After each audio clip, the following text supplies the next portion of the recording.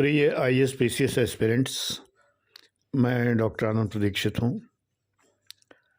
आज आपसे एक महत्वपूर्ण बात कहना चाहता हूँ। हर वीडियो में कहता हूँ, कुछ न कुछ महत्वपूर्ण ही कहता हूँ। तो आज की जो महत्वपूर्ण बात है वो ये है कि आपको अपना मालिक स्वयं बनना है, तभी आप आईएएस पीसीएस बन पाएंगे। अपने मालिक खुद बनिए, अपनी इंद्रियों के मालिक, अपने विचारों के मालिक, अपने शरीर के मालिक, अपने चिंतन के स्वामी और अपने मन मस्तिष्क आत्मा के स्वामी स्वयं बने रहिए। दूसरों को उस पर हावी मत होने दीजिए। राजनीतिक दलों में एक विशेषता होती है कि वो आपके मन मस्तिष्क पर हावी हो जाते हैं और आपके चिंतन को प्रभावित करते हैं। आपके कुछ दोस्त भी ऐसे होते हैं जो आपके चिंतन को प्रभावित करते हैं।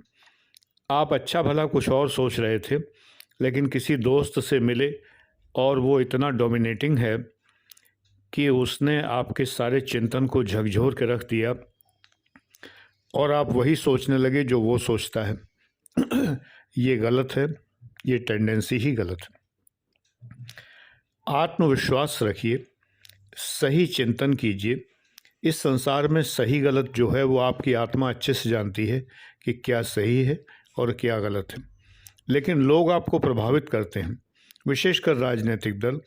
कोई दल आपको जाति के आधार पर प्रभावित करता है कि आप ओबीसी से हैं तो आप इस दल को समर्थन दीजिए, आप शेड्यूल कास्ट से हैं तो फलाने दल को समर्थन दीजिए, या आपका चिंतन धर्म विशेष के प्रति है तो इस दल को आप सपोर्ट करिए, या आपको मुफ्त की चीज़ें बहुत पसंद हैं, मुफ्त का पानी, मुफ्त की बिजली, तो आप फलाने दल को समर्थन कीजिए। ये दलों का दलदल है। दलों के बारे में, राजनीतिक दलों के बारे में एक गोल्डन फार्मूला मेरा अपना लीजिए। ये एसिड टेस्ट है। एसिड टेस्ट कहा जाता है, यानी कि जो टेस्ट करते ही आप समझ जाएं कि क्या सही क्या गलत। वो ये है कि यदि किसी राजनीतिक दल में आपको कोई कमी नज़र नहीं आती तो फिर आप उस दल के अंधभक्त हैं। चाहे आप जाति के आधार पर उस दल को सपोर्ट करते हों, या धर्म के आधार पर करते हों, या मुफ्त की रेवड़ियों के आधार पर समर्थन करते हों, लेकिन आप अंधभक्त हैं। अंधभक्त मत बनिए। आईएएस पीसीएस का मस्तिष्क जो है वो बिल्कुल ही सेकुलर और न्यूट्रल होता है। आपके सिलेबस में भी लिखा हुआ है, GS4 पेपर के लास्ट में देखिए, सिलेबस में आपको लिखा मिलेगा नॉन पार्टीजनशिप, यानी किसी भी राजनीतिक दल का अंधभक्त आपको नहीं होना है। ये विशेष ध्यान रखिए।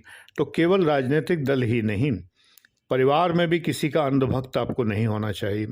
माता पिता की बात मानिए, सब ठीक है, लेकिन अगर उनकी कोई बात अनुचित हो तो विनम्रता पूर्वक उसका विरोध भी करिए। उन्हें बताइए कि पिताजी ये बात ऐसे होती तो ज़्यादा अच्छा होता, ये अगर ऐसे किया जाता तो बेहतर होता। अगर आपको लगता है कि वो गलत है, वो बात गलत है। इसी तरह घर के परिवार के लोगों की बात है। अंधभक्त किसी का भी इस संसार में आपको नहीं बनना चाहिए। आपको बहुत ही विनम्रतापूर्वक डिफ़र करना आना चाहिए। एक बड़ी प्रसिद्ध पुस्तक है, आपको पढ़नी चाहिए। राइटर का नाम मुझे याद नहीं है इस समय। Art of saying no. Net पर सर्च करेंगे, मिल जाएगी बड़े आराम से, अमेज़ॉन पे उपलब्ध है। आर्ट ऑफ सेइंग नो, शायद हिंदी एडिशन भी आ गया होगा। ना कहने की कला, ये बहुत ज़रूरी है। आपको ना कहना आना चाहिए, डिफ़र करना आना चाहिए, भिन्न मत रखना आना चाहिए। अंधभक्ति अगर आप करते हैं तो आप आईएएस पीसीएस कभी नहीं बन पाएंगे, कदापि नहीं बन पाएंगे। ये बात मेरी लिख के रख लीजिए किसी किताब के आखिरी पन्ने पर, किसी कॉपी के आखिरी पेज पर। और जब आप बार बार असफल हों तो मेरी वो बात पलट के देख लीजिए कि सर ने ये बात बताई थी, मेरे विचार अंधभक्ति के विचार हैं, इसीलिए मैं निकल नहीं पा रहा हूँ। क्योंकि क्या होता है कि आप उसी तरह से चिंतन करने लगते हैं, और प्रिलिमिनरी में भी वही ऑप्शन आपको सही लगता है जो बाइस्ड ऑप्शन होता है। मेंस में भी आप वही लिखते हैं जो बाइस्ड विचार होता है, यानी जो पूर्वाग्रह पूर्ण विचार होता है वही आप लिखते हैं। प्रिलिमिनरी में जो ऑप्शंस होते हैं वो बहुत सोच समझ के दिए जाते हैं। कुछ ऑप्शन ऐसे होते हैं कुछ विषयों पर, कुछ प्रश्नों पर कि जिसमें कि बाइस्ड विचार होता है, पूर्वाग्रहग्रस्त विचार होता है और वो गलत होता है।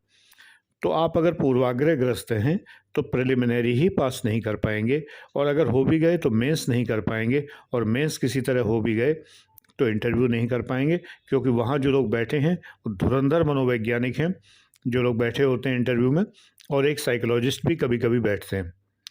तो वो इस चीज़ को रीड कर लेंगे कि आप पूर्वाग्रहग्रस्त हैं, आप भक्त किस्म के लोग इंसान हैं, अखंड भक्त हैं या अंधभक्त हैं, तो आपको वो पकड़ लेंगे। और इस चीज़ के रहते हुए आपका सिलेक्शन नहीं हो सकता, ये बात जान लीजिए कि बिल्कुल नहीं हो सकता। इसलिए आपको पूरी तरह पूर्वाग्रह मुक्त होना है, ऑब्जेक्टिव होना है, एब्सोल्यूट होना है, सेकुलर होना है, धर्मनिरपेक्ष, जाति निरपेक्ष, भाषा निरपेक्ष, यानी आप किसी से घृणा नहीं करेंगे, सबका सम्मान करेंगे। हर धर्म, हर जाति, हर भाषा, हर प्रदेश, हर क्षेत्र, सभी से आप प्यार करेंगे और किसी का अपमान नहीं करेंगे। ये बात मेरी गांठ बांध लीजिए, तभी आपका सिलेक्शन होगा। God bless you. ईश्वर करे आपको सद्बुद्धि मिले और आप इस NCERT और 4 किताबी दलदल से बाहर निकल के सोचें। Thank you.